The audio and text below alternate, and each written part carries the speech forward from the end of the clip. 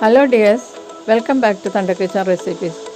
ഇന്ന് ഞാൻ നിങ്ങൾക്ക് നല്ലൊരു മുട്ടക്കറിയുടെ റെസിപ്പിയാണ് ഷെയർ ചെയ്യാൻ പോകുന്നത്. വ്യത്യസ്ത രീതിയിൽ ഉണ്ടാക്കിയിരിക്കുന്ന ഈ മുട്ടക്കറി എല്ലാവർക്കും ഇഷ്ടപ്പെടും. വളരെ നല്ല ടേസ്റ്റാണ്. പിന്നെ ഇത് ചോറിന്, ചപ്പാത്തിക്കും, അപ്പം, ഇടിയപ്പത്തിനൊക്കെ നല്ലൊരു കോമ്പിനേഷനാണ്. തേങ്ങ ഉപയോഗിക്കാത്ത കറിയാണിത്. എണ്ണ ഉപയോഗിക്കാതെ മുട്ട സ്ക്രാമ്പിൾ ചെയ്തിട്ടാണ് ഈ മുട്ടക്കുറുമ ഉണ്ടാക്കിയിരിക്കുന്നത്. അപ്പോൾ ഇതെങ്ങനെയാണ് ഉണ്ടാക്കുന്നതെന്ന് നമുക്ക് നോക്കാം. ചൂടായ പാനിലേക്ക് 2 ടേബിൾ സ്പൂൺ റിഫൈൻഡ് ഓയിൽ ചേർക്കുക. ഇതിലേക്ക് 1/4 കപ്പ് കശുവണ്ടി നുറുക്കിയത് ചേർത്ത് നന്നായിട്ടൊന്ന് വഴറ്റി കൊടുക്കുക. കശുവണ്ടിയുടെ നിറമൊക്കെ മാറുന്ന സമയം വരെ വഴറ്റി കൊടുത്ത് കുക്ക് ചെയ്യുക. അതിനുശേഷം ഇതിലേക്ക് ഒരു വലിയ സവാള സ്ലൈസ് ചെയ്തതും പിന്നെ 3 വലിയ പച്ചമുളകും ചേർത്ത് നന്നായിട്ടൊന്ന് വാട്ടിയെടുക്കുക. നന്നായിട്ട് സോട്ടാവുന്നത് വരെ ഒരു 2 മിനിറ്റ് ഇതുപോലെ വഴറ്റി കൊടുക്കുക. സവാളയും പച്ചമുളകൊക്കെ നന്നായിട്ട് വാടുന്നത് വരെ ഇതിങ്ങനെ വഴറ്റി കൊടുക്കുക. അപ്പോൾ ഈ കശുവണ്ടിയൊക്കെ ഒന്ന് നന്നായിട്ട് ഫ്രൈ ആകും ഇതിൻ്റെ കൂടെ കിടന്ന്.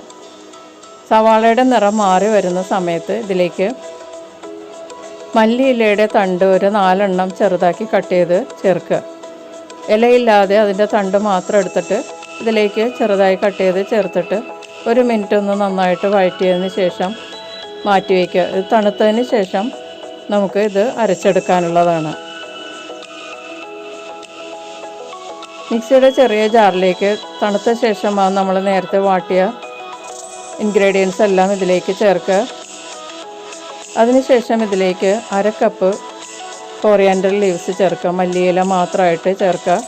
പിന്നെ ഒരു 1/4 കപ്പ് പുതിന ഇല ചേർക്കുക. പിന്നെ ഒരു 5-6 വേപ്പിലയും കൂടി ചേർത്തിട്ട് നന്നായിട്ട് ഇതൊന്ന് അരച്ചെടുക്കണം. ആദ്യം ഒന്ന് ക്രഷ് ചെയ്തതിന് ശേഷം ഇതിലേക്ക് 1/4 കപ്പ് വെള്ളവും കൂടി ചേർത്ത് നല്ല പേസ്റ്റ് ആക്കിയിട്ട് മാറ്റി വയ്ക്കുക.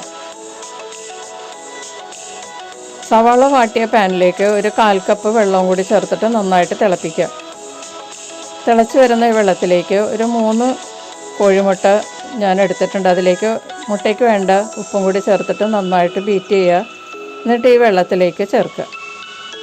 നമ്മൾ എണ്ണയിൽ സ്ക്രാമ്പിൾ ചെയ്യുന്ന പോലെ തന്നെ ഇതൊന്ന് നന്നായിട്ട് സ്ക്രാമ്പിൾ ചെയ്ത് കുക്ക് ചെയ്തെടുക്കുക. മുട്ട നന്നായിട്ട് വെന്തിട്ടുണ്ടാവണം. അപ്പോൾ ഈ വെള്ളം വറ്റുന്നതനുസരിച്ച് ഈ മുട്ട നന്നായിട്ട് വേവുകയും ചെയ്യും. പിന്നെ പാനിൽ കുറച്ച് എണ്ണയുടെ അംശമുണ്ട്, അത് മതിയാവും. നമുക്ക് കൂടുതൽ എണ്ണ ചേർക്കാതെ ഇത് സ്ക്രാമ്പിൾ ചെയ്തെടുക്കാം. ഇനി വേറൊരു പാനിലേക്ക് ഒരു 2 ടേബിൾ സ്പൂൺ എണ്ണ ചേർക്കുക. എണ്ണ ചൂടായി കഴിയുമ്പോഴേക്കും ഇതിലേക്ക് 1/2 ടീസ്പൂൺ ചെറിയ ജീരകം ചേർത്ത് നന്നായി പൊട്ടുന്നത് വരെ വെയിറ്റ് ചെയ്യാം. ജീരകമെല്ലാം പൊട്ടിക്കഴിയുമ്പോഴേക്കും ഇതിലേക്ക് ഒരു കഷ്ണം പട്ട ചേർത്ത് നന്നായിട്ട് ചൂടായി കഴിയുമ്പോഴേക്കും ഇതിലേക്ക് 4-5 വേപ്പില ചേർത്തൊന്ന് പൊട്ടിക്കുക. അതിനുശേഷം ഇതിലേക്ക് ഒരു വലിയ സവാള പൊടിയായി ചോപ്പ് ചെയ്തത് ചേർത്ത് നന്നായിട്ട് വഴറ്റി കൊടുക്കുക. പിന്നെ ഇതിലേക്ക് ഒരു 3 പച്ചമുളകും കൂടി ചേർക്കുക. സവാളയും പച്ചമുളകും ഒന്ന് വാടിക്കഴിയുമ്പോഴേക്കും ഇതിലേക്ക് 1 ടീസ്പൂൺ ജിഞ്ചർ ഗാർലിക് പേസ്റ്റ് ചേർക്കണം കേട്ടോ. അത് ഈ വീഡിയോയിൽ നിന്ന് സ്കിപ്പ് ചെയ്ത് പോയിരുന്നു. ഈ സമയത്ത് നിങ്ങളത് ചേർത്തേക്കുക. സവാളയുടെ നിറമൊക്കെ മാറി തുടങ്ങുമ്പോഴേക്കും ഇതിലേക്ക് 1/4 ടീസ്പൂൺ മഞ്ഞൾപ്പൊടി, 1 ടീസ്പൂൺ കാശ്മീരി ചില്ലി പൗഡർ, പിന്നെ ഇതിലേക്ക് ഒരു 2 ടീസ്പൂൺ മല്ലിപ്പൊടി, ഇതെല്ലാം കൂടി ചേർത്തിട്ട് നന്നായിട്ടൊന്ന് വഴറ്റി കൊടുക്കുക. പൊടികളുടെ പച്ചമണം മാറുന്നത് വരെ വഴറ്റി കൊടുത്ത് കുക്ക് ചെയ്യുക.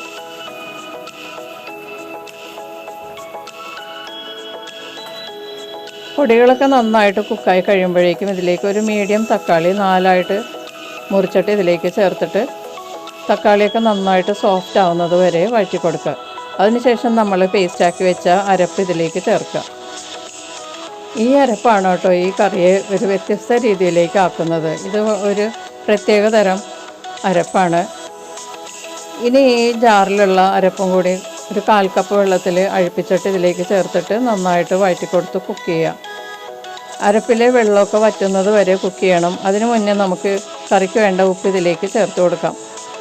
ടേസ്റ്റിനുള്ള ഉപ്പാണ് കേട്ടോ ഞാനിപ്പോൾ ചേർത്തത്. നിങ്ങൾ കുറച്ച് ചേർത്തിട്ട് പിന്നീട് ബാക്കി ചേർത്താൽ മതിയാകും. നോക്കിയിട്ട് പോരാത്തത് നമുക്ക് പിന്നീട് ചേർത്ത് കൊടുക്കാം.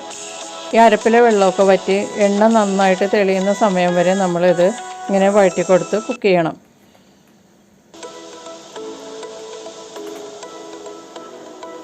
ഇപ്പോൾ അരപ്പിൽ നിന്ന് എണ്ണയൊക്കെ സെപ്പറേറ്റ് ചെയ്ത് തുടങ്ങിയിട്ടുണ്ട്. ഇനി ഇതിലേക്ക് അരക്കപ്പ് വെള്ളം ചേർത്ത് അരപ്പ് നന്നായിട്ട് അഴിപ്പിച്ചെടുക്കുക. അതിനുശേഷം ഇതിലേക്ക് അരക്കപ്പ് വെള്ളവും കൂടി ചേർക്കുക. ഇതാണ് നമുക്ക് ഗ്രേവിക്ക് വേണ്ട വെള്ളം. ഇത് നന്നായിട്ട് മിക്സ് ചെയ്തതിന് ശേഷം ഇത് തിളക്കുന്നത് വരെ മൂടി വെച്ച് നമുക്ക് കുക്ക് ചെയ്യാം. കൂടുതലും അങ്ങോട്ട് ലൂസായി പോകരുത്. ഇത് ഒരു കുറുമയാണ്, അപ്പോൾ അതുകൊണ്ട് കൂടുതൽ വെള്ളം ഒഴിക്കരുത്. ആകെ 1 കപ്പ് വെള്ളമാണ് ഞാനിപ്പോൾ ഇതിലേക്ക് ചേർത്തത്. മസാലയുമായിട്ട് നന്നായിട്ട് മിക്സ് ചെയ്തതിന് ശേഷം കവർ ചെയ്ത് നമുക്കിത് തിളക്കുന്നത് വരെ വെയിറ്റ് ചെയ്യാം.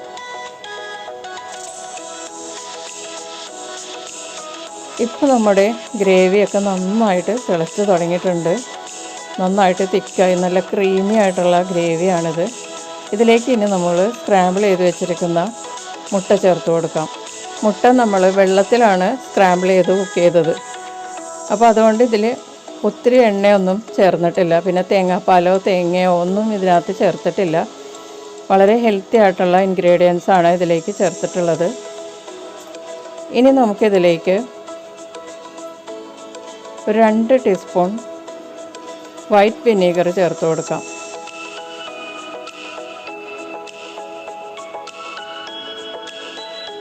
ഡൈലൂട്ടഡ് വിനീഗറാണ് കേട്ടോ ഞാൻ ചേർത്തത്. ഈ വിനീഗർ ചേർക്കാൻ താല്പര്യമില്ലാത്തവർക്ക് ആപ്പിൾ സിഡാർ വിനീഗർ ചേർത്താലും മതിയാകും.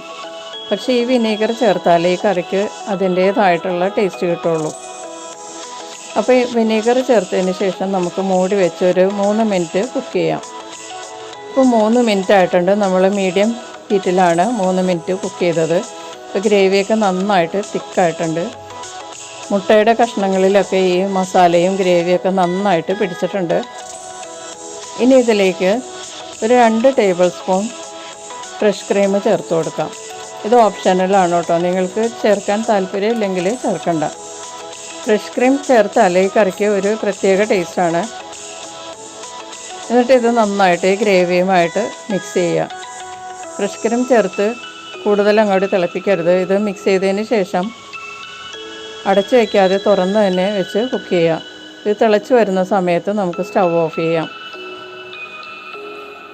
ഇപ്പോൾ ഗ്രേവിയൊക്കെ നന്നായിട്ട് തിളക്കാൻ തുടങ്ങിയിട്ടുണ്ട്. ഇനി നമുക്ക് സ്റ്റൗ ഓഫ് ചെയ്തിട്ട് നമുക്കിത് സെർവ് ചെയ്യാം.